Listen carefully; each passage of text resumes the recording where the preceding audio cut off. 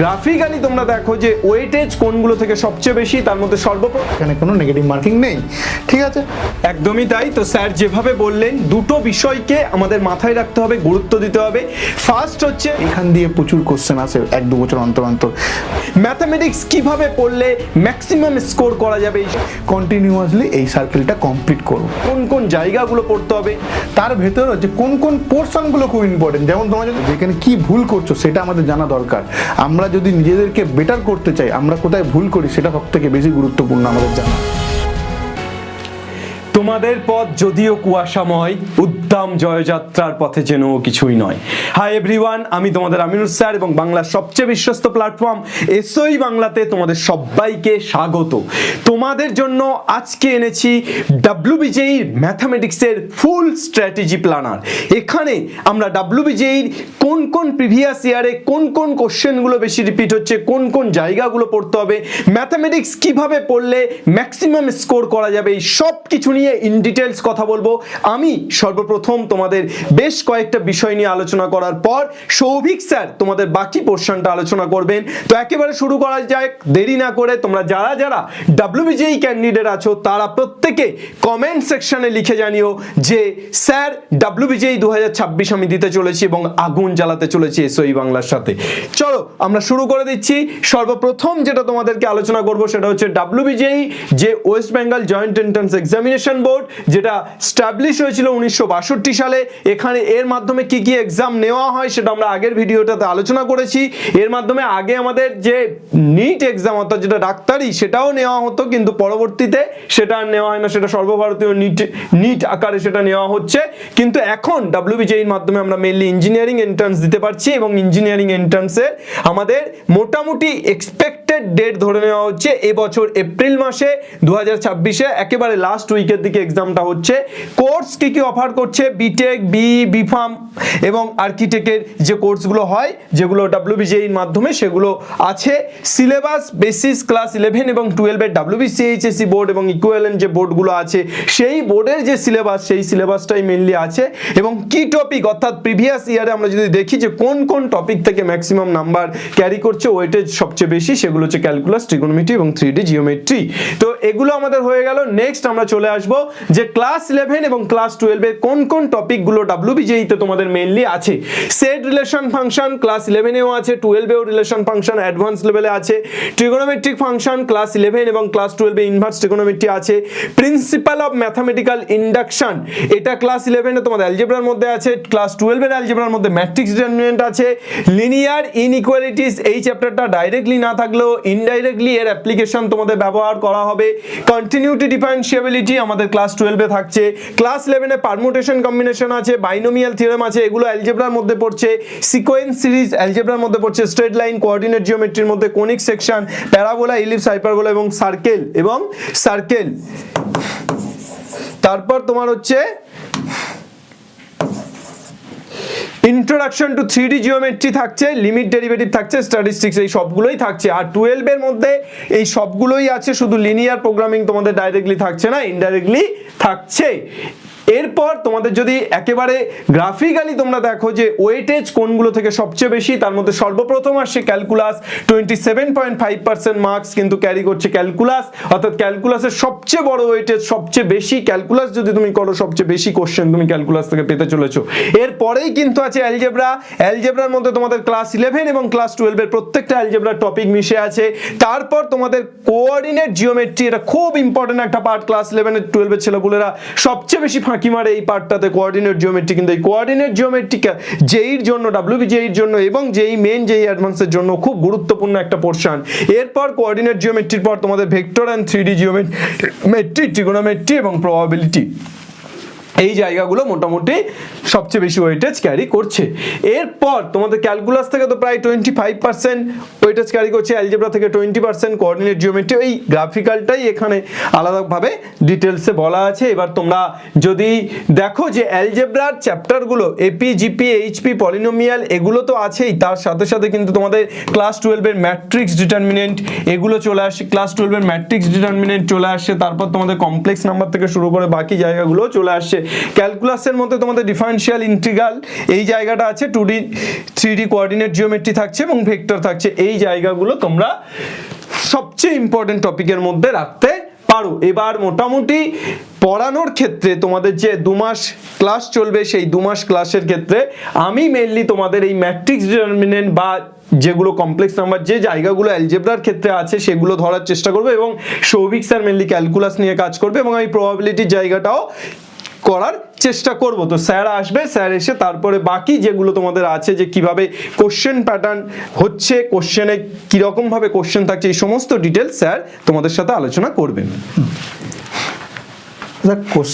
Question pattern তো আগের ভিডিওতেই ওরা দেখে নিয়েছে, তাও যদি দেখতে চাও একবার তোমরা পজ করে এটা দেখে নিতে পারো। এখানে সব ডিটেলসের আছে, 3টে ক্যাটাগরি আছে, 1 2 3, 1 মার্কস 2 মার্কস 2 মার্কস, দুটোতে নেগেটিভ মার্কিং আছে 25% করে, এখানে কোনো নেগেটিভ মার্কিং নেই।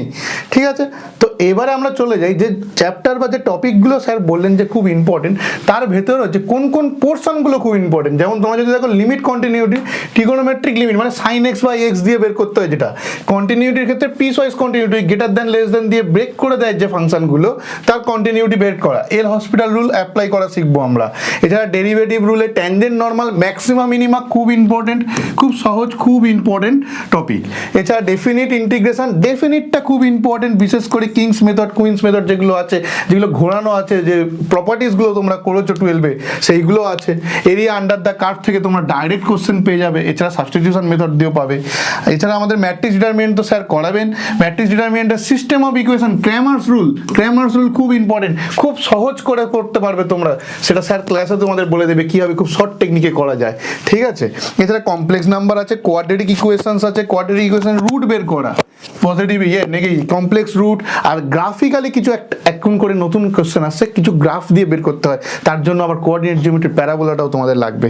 এছাড়া তোমরা এপিজিপির এই রেজাল্টটা কিন্তু খুব important, arithmetic mean greater equal to geometric mean, এখান দিয়ে প্রচুর কোশ্চেন আসে 1-2 বছর অন্তর অন্তর। প্রবাবিলিটিতে বায়াস থিওরেম খুব ইম্পর্টেন্ট পড়বে। এছাড়া ভেক্টর তো সবই পড়তে হবে, ডট প্রোডাক্ট ক্রস প্রোডাক্ট এইগুলো খুব ইম্পর্টেন্ট, বিশেষ করে স্কেলার ট্রিপল প্রোডাক্ট ইম্পর্টেন্ট। এছাড়া কনিক সেকশন আর বাকি সমস্ত কিছু তোমরা এখানে পড়তে হবে। আর আমরা কি করে ওইচএসের পর কিভাবে প্রিপারেশনটা নেব, আমি আমার মতো করে আমরা আমাদের মতো করে ভাগ করেছি। 2 মাস আছে হাতে, প্রথম 30 দিন তোমরা পুরো কনসেপ্ট PYQ করে নাও, ফোকাস করো পুরোপুরি, যেখানে যা গাফিলতি আছে যা প্র্যাকটিস করার করে নেবে। লাস্ট যে মাসটা আছে এপ্রিল মাস, সেখানে মক টেস্ট দেবে, তোমাদের স্পিড বাড়াবে, অ্যাকিউরেসি নিয়ে আসবে, তবেই তোমরা কমপ্লিট নাম্বার পেতে পারো। তো ফার্স্ট টপিক, ইম্পর্টেন্ট টপিকগুলোকে আগে করে নেবে, ক্যালকুলাসটা আগে করে নেবে, এদিকে ম্যাট্রিক্স ডিটারমিনেন্ট আগে শুরু করে নেবে, এরকম প্রত্যেকটা ডে ওয়াইজ তোমরা ভাগ করে নেবে। আমরা আমাদের মতো করে ভাগ করে দিয়েছি, মিনিমাম টার্গেট কোশ্চেন 40টা থেকে 50টা 35টা টপিক ওয়াইজ ভাগ করে দিয়েছি। এর থেকে কম কোশ্চেন কিন্তু করো না, এর থেকে বেশি করে যেও অন্তত, কিন্তু এর থেকে কম করো না। এরকম তোমরা তোমাদের নিজেদের অনুযায়ী, যে আজকে সোম থেকে বুধ এই চ্যাপ্টার করব, তোমরা এইটা দেখে নিজেদের মতো করে বানিয়ে নিতে পারো, বাট এইটা হচ্ছে মোস্ট ইম্পর্টেন্ট থেকে আমরা পরপর দিয়েছি। এছাড়া লাস্ট উইকে কি করবে, তোমরা প্রথমে একটা মক দেওয়া শুরু করবে, কি কি মিস্টেক করেছো সেইগুলো দেখবে। মিস্টেকগুলো শুধু দেখবে না, একটা খাতা বানাবে, মিস্টেক লগ বলে বানাবে, যেখানে কি ভুল করছো সেটা আমাদের জানা দরকার। আমরা যদি নিজেদেরকে বেটার করতে চাই, আমরা কোথায় ভুল করি সেটা সব থেকে বেশি গুরুত্বপূর্ণ আমাদের জানা, তো সেইটা করবে। তারপরে 2 সপ্তাহে 2 করে মক প্রতি সপ্তাহে দেবে, একটা উইক চ্যাপ্টারের কারেকশনের জন্য আর একটা টাইম মেনটেন করার জন্য।